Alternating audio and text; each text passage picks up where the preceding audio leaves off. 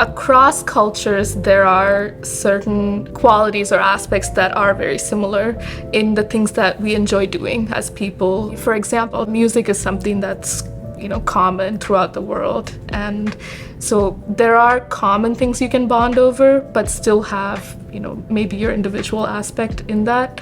And this is something that I've seen helps sort of create social relationships. I found some apps as useful, and I think making a friend who has been there for a while is more important, just to know how to navigate a different environment. When I was in Puerto Rico, the island is predominantly religious, specifically Christian, Catholic, and it was inappropriate to talk about who you actually are. You come to work with these people that are nice and with these people that are cool, but at the same time when you bring a topic like being gay or being LGBTQ, oh, that's not okay.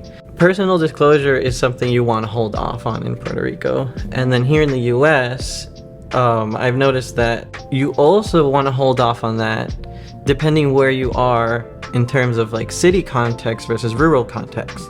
When I lived in Georgia at the high school I went to, it's a predominantly Black community.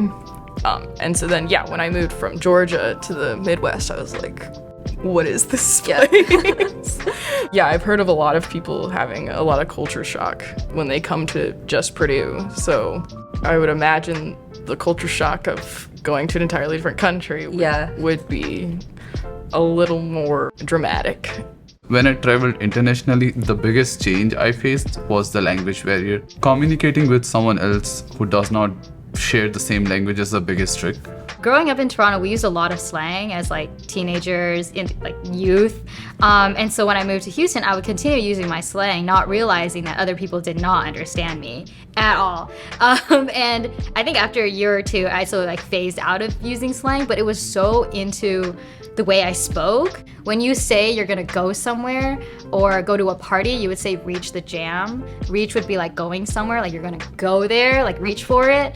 And jam is a party. You could also say touch, so you could touch a party, meaning you're just gonna go for a bit and then leave. So it's very specific words to use. Those are some ways that things that I have said in university, at the University of Houston, where people were like, what are you trying to say? This doesn't make any sense. People that are coming into our country, we also need to be reminded they are different, they have different ways of living and different cultures as well. So not immediately judging off the bat, just also comprehending, oh, maybe that's why they acted that way.